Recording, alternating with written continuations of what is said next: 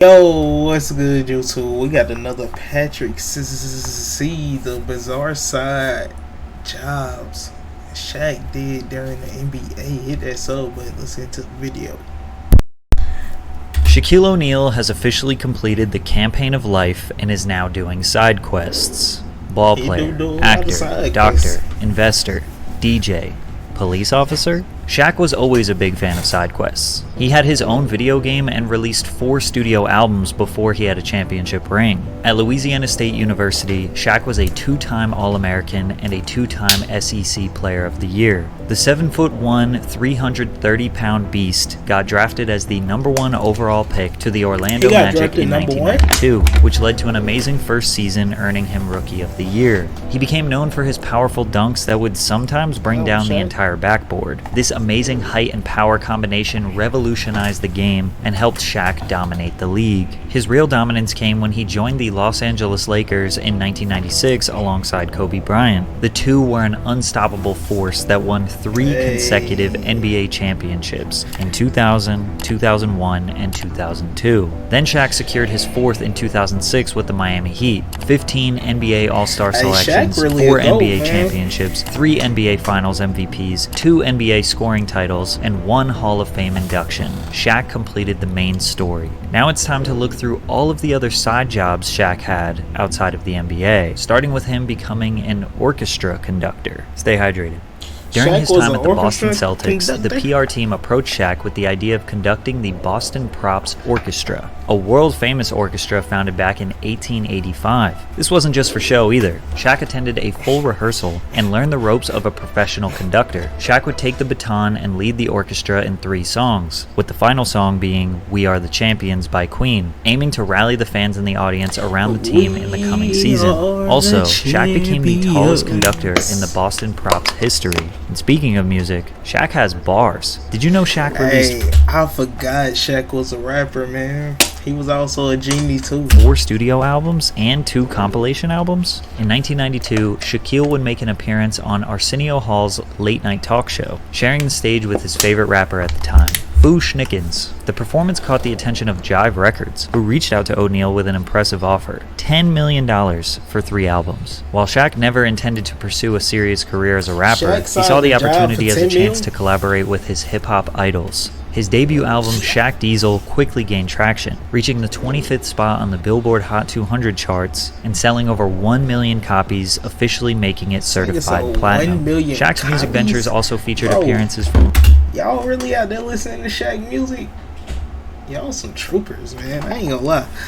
I don't know if I'll be listening to some. Shaq is not in my playlist. He might be now. Legendary artists like Biggie Smalls, Ice Cube, Nas, and even Michael Jackson. Now Shaq considers his rap career more of a hobby than a serious project. I wish I made $10 million from my favorite hobby. But he isn't just talented on the mic, he can also dance. Look at how flawlessly he can move that huge body.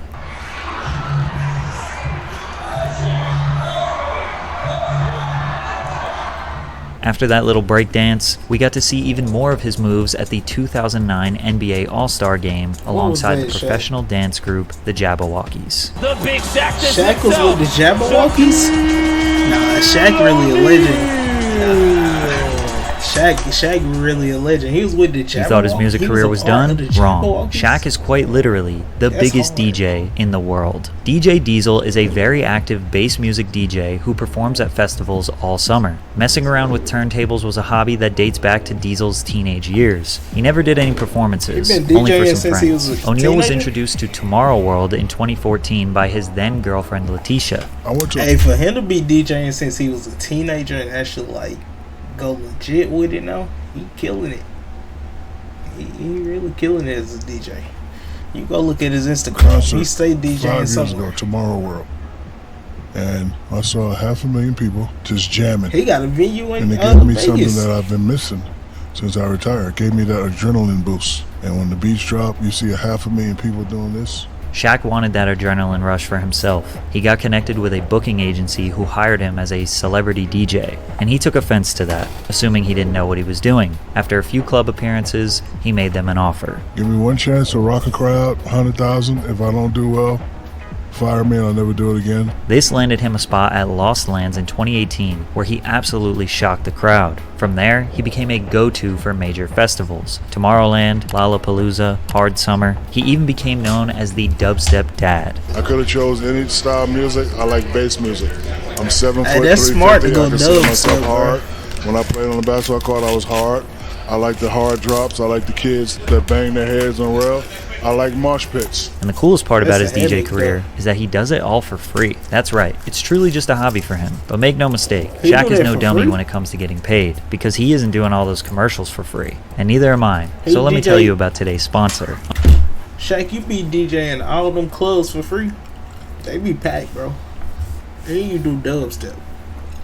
Nah, I need something. You think of Shaq endorsing a brand, what comes to mind? Gold Bond, Papa John's, Burger King, Pepsi, Wheaties, Lyft, Radio Shack, Epson Printer, Age of Beard, Nintendo DS, Tamagotchi Life. The list goes on, as Shaq has endorsed well over 100 brands in his life. But the one I think of Shaq first getting is them bands. Icy Hot. And the reason behind it is pretty funny. I had a thigh bruise and the Lakers trainer put some Icy Hot on my thighs. And I was having a great game, but my boys were starting to get real hot. That's And then a I'm balls running moment. and they're getting too hot. I had to call a timeout and tell the trainer, hey man, my balls are on fire. After that incident, Shaq got in touch with Icy Hot, and things took off from there. They worked out a sweet deal where Shaq not only starred in their commercials, but also became a part owner of the company. But that's not the first time Shaq liked a product so much he became an owner of the company. In fact, he's done this over 50 times. He's a partial owner of 155 Five Guys burger restaurants, 17 Smart man. Annie Ann's pretzel restaurants, 150 car washes, Smart man. 40 24-hour fitness centers, a shopping center, a movie theater,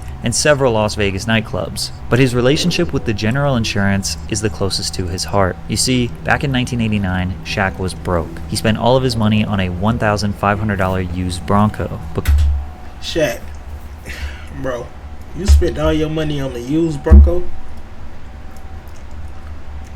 Take a seat, my brother. couldn't drive off the lot until he had insurance. Shaq went to every major insurer, but he couldn't afford them, until he came across a little building that said The General, who gave him quality insurance at an affordable price. He was a customer from that day until nearly 30 years later, where he became a brand ambassador and part owner of the company. But he didn't stop at endorsing brands. He even made his own products. Ever heard of Soda Shaq? Teaming up with Arizona Beverages, Shaq would launch his own line of low-calorie, all-natural cream soda called Soda Shaq, releasing 4 flavors: vanilla, blueberry, strawberry, and orange. Sporting a low cost, as most Arizona brand drinks do, and featuring a cutout of Shaq's face, many were excited for their release, but some were critical.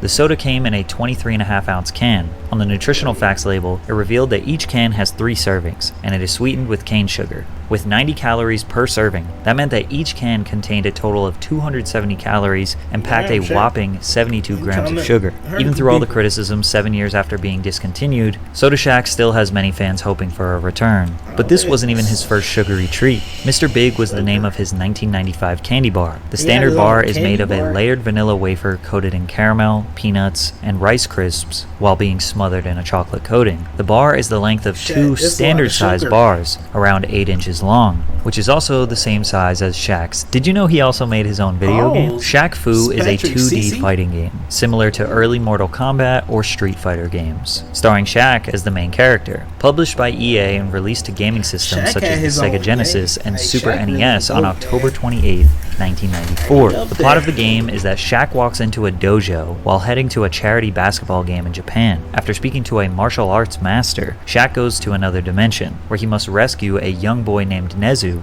from an evil mummy. If you don't think this is very interesting, a lot of people would agree with you. Shaq Fu in recent years has been regarded as one of the worst video games of all time by many game critics. Nintendo Power had 12 staff members vote in a list for the 10 worst games of all time, which placed Shaq Fu at the 3rd worst place on their list. Yet still, the game got a reboot in 2018 for PlayStation 4, Shaq Fu: A Legend Reborn, which was actually received very well by the gaming community. The beautiful graphics and cutscenes had us convinced that Shaq could actually beat people up in real life. Oh wait, he can. He proved that to us with multiple appearances in the ring. Shaq has always been a huge fan of professional wrestling, and he's had some epic moments in the ring across different promotions. Back in 1994, he made an appearance on World Championship Wrestling, where he presented the title belt to the winner of the WCW World Heavyweight Championship. I ain't gonna hold y'all out. I stopped watching wrestling a long time ago, but wrestling still hold a little spot in my heart. So like, you know, if I ever got a chance to go on WWE, I'm going. I'm going. We gotta have a crazy effect when I come out too, man. You got crazy, man. Hold on. Wrestling OG. Championship between Hulk Hogan and Ric Flair. Then in 2009, he took on the role of guest host for WWE's Monday Night Raw, in which he would find himself getting into a scuffle with the legendary wrestler, The Big Show, creating a feud that lasted for almost a year, but he wasn't done there. In 2016, he surprised everyone by participating in his first legitimate match. He entered as a celebrity competitor in the Battle Royale at WrestleMania 32, eliminating Damien Sandow, and had another confrontation with Big Show before being eliminated himself. And most recently, for the promotion AEW in 2021, Shaq teamed up with Jade Cargill to take on Cody Rhodes and Red Velvet. During the match, things got crazy when Cody Rhodes took him out with a flying crossbody, sending Shaq crashing through 2 tables ringside. Shaq's acting was so good, he could have fooled us into thinking he was a full-time wrestler. Oh, and speaking of acting, O'Neal has spent some time on the big screen as well. His first major film role was in the movie Kazan, where he played a 5,000-year-old genie who emerges from a magical boombox to grant a young boy 3 wishes. And honestly, the film sucked. But he still managed to pocket a cool $7 million for his time. Pretty good month if you ask me. Most of his acting career beyond that wasn't really acting because he often just played himself. As you can imagine, it's hard to cast a 7-foot superhuman as just another character. He had guest appearances on Curb Your Enthusiasm, My Wife and Kids, and The Parkers. He also had fun cameo roles in movies such as Freddy Got Fingered, Jack and Jill, and Scary Movie 4. But that's not all. Shaq even lent his voice to animated versions of himself on several occasions, and taking voice acting roles in multiple animated films like The Lego Movie. But he isn't limited to just guest appearances and cameos. He also has headlined a few of his own reality TV shows. Shaq Life is still an ongoing series that provides an inside look into his family life, but the more interesting ones were Shaq's Big Challenge and Shaq Versus. Shaq's Big Challenge documented his efforts to help 6 severely obese middle school aged children lose weight and gain a healthy lifestyle. And Shaq Versus was basically him challenging other professional athletes at their own sports, which was viewed by multiple millions of people every episode. For some reason, watching a 7-foot man do anything besides play basketball was entertaining. Now, it's pretty common for an NBA player to have their own signature shoe, but O'Neal made a shocking decision that let us know exactly what kind of person he truly is. With an amazing first season in the NBA underway, Shaq caught the eye of Reebok and secured a significant multi-year deal with them worth $15 million. This partnership led to the creation of 2 original shoes, with the first one being the Shaq Attack, released during his rookie year in 1992. Over time, the Shaq Attack would release 4 more iterations. In 1995, the iconic Shaq Gnosis was introduced, marking another milestone. Man, them Shaq Gnosis, I still want a pair of Shaq Gnosis, bro. I'm not gonna hold you. I might gotta, Shaq's collaboration with Reebok. His 8-figure empire was building until he got a reality check from a fan. While leaving the arena after a game, a lady approached Shaq complaining about the price of his current Reebok model shoes. Reebok deal, 40 for 5. You can go get you some A&1s from Walmart right now. She's ripping me a new hat. You mother, charging these babies all this money for the shoes. So I had like a $2,000 in my pocket. I was like, "Ma'am, I don't make the prices. Here you go." And she smacked the money in my hat. Why don't you mother make a shoe that's affordable? And I thought about it. And I was like, you know what? She's right. Hey, y'all want to know the good thing about shoes though? Even though shoes is high, they collect value within time. Look, you can buy some shoes for like 2 something or probably 1 something, and then later on, if that shoe real popular, and if it's dead stock and you ain't wear it, even if you wore it and it's like grade, let's say grade B, you can sell it for some money still, and you can sell it for way more than what you bought it for.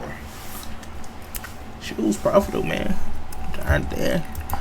That day, Shaq cut ties with Reebok and started his brand. He went to his favorite store, Walmart, and they made a deal to make his shoes as affordable as possible. The price ranged from as low as $12 to around $30. Since then, they've sold over 400 million pairs. Instead of trying to create the most hype shoe to compete with Jordan, he did the opposite. Because of this, Some people even tried to make fun of Shaq, and unfortunately, the kids that wore his sneakers would oftentimes get picked on as well, on the basis that Shaq wasn't cool enough or iconic enough to compete with Jordans. If you can't afford some J's to your collection, get you some AN1s. When you think about it, he did a really great thing for kids all around the world who struggled financially but needed a decent pair of basketball shoes. And he still made a ton of money. His impressive net worth of over $400 million shows that he's made all the right moves from the start. He's been a very savvy investor, buying in early to companies like Google and Apple back in the late 90s. However, his real estate portfolio is perhaps the most impressive. And no, it's not because he owns a bunch of mansions in the hills. He has taken on a number of different real estate development projects to provide affordable housing for those in need. Hey, he built a whoever is Shaq financial advisor, they need to shake on the hand because, bro, he bought into two smart brands in the 90s. Imagine if he's still on a part of it today, he eating good. Even without him not owning it, he's still eating good. But just out them two in the 90s. The largest 80-20 mixed income project in New Jersey, which is where 20% of the apartments are considered affordable. In Colorado, he was a part of a deal that purchased 1,407 subsidized Section 8 housing units with the intent to remodel and offer them for below the market rate. My goal is to eventually own $1 billion in affordable housing. He basically wants to do the same thing he did with sneakers, not own a few flashy and expensive properties, but rather thousands of affordable units to help as many people as possible. His servitude towards the community explains his strong interest in law enforcement. Did you know that Shaq is a police officer in multiple states? In 2002, Shaquille attended the Los Angeles County Sheriff's Reserve Academy, trying to become a SWAT team member. The specific requirements for the specialized unit included the ability to scale a rope 100 feet in the air. O'Neal had completed the conditioning tests, the sit-ups, the push-ups, had endured the verbal assaults and disciplinary penalties, but he was just too heavy to accomplish the rope climb. He tried it 12 times. The last one, he reached 75 feet in the air before plummeting to the ground. Despite his failure, he became a reserve officer with the Los Angeles Port Police, receiving sufficient training to carry a gun and ride as a second man in a Port Police car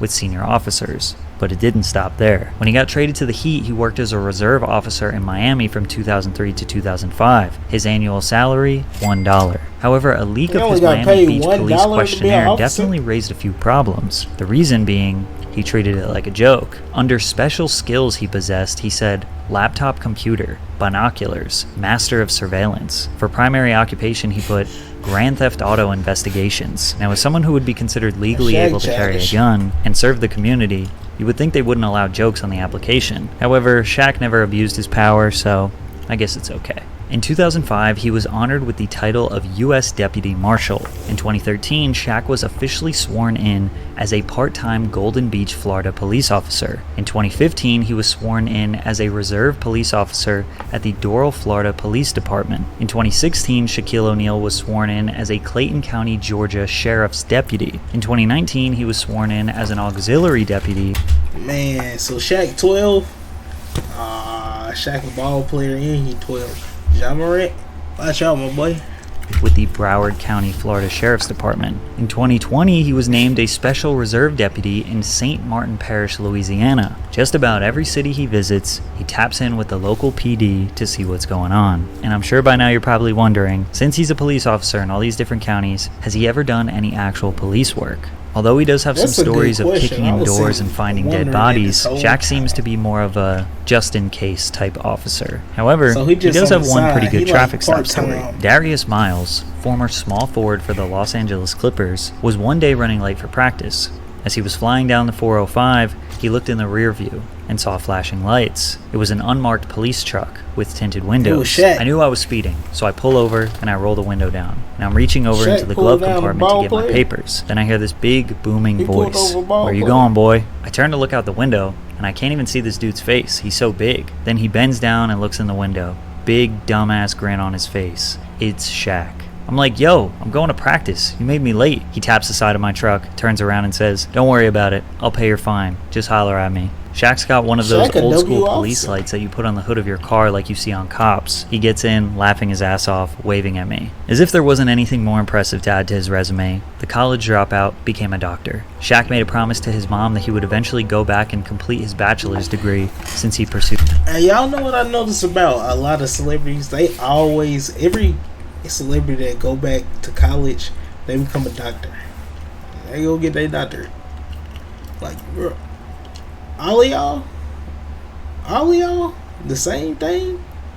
They giving them out for free or something. Every last one of y'all. Pursued his NBA dreams. True to his word, Shaq fulfilled that promise in the year 2000 and graduated with a BA in General Studies with a minor in Political Studies. While this accomplishment would satisfy most, Shaq isn't like most. Just 5 years later, O'Neal pursued further education. He earned online a Master of Business Administration degree through the University of Phoenix, saying, "It's just something to have on my resume for when I get back into reality. Someday I might have to put down a basketball and have a regular 9-to-5 like everybody else." Towards the end of his playing career, he began to work on a doctorate at Barry University, eventually completing the program and receiving a Doctor of Education degree in Human Resource Development, making him formally Dr. Shaquille O'Neal. Shaq, you got yourself, your kids got you. One of your kids, he DJ. And then he be out here he just living life. Then you got the other ones, they playing basketball. One of them, he about to really go to the league. Some other ones, they gonna go to the league too. But you sick. And you're an officer. You're a doctor. Bro, you said. Them endorsements alone, you said. So the big question that everybody wants to know, what will Shaq do next? You got Google and Apple Shaq. Probably a little bit of everything. Yeah. Shaq the OG, Shaq the GOAT. Go read this book if you haven't. His book is very inspirational. It's good. He bought the whole Walmart. See y'all in the next one.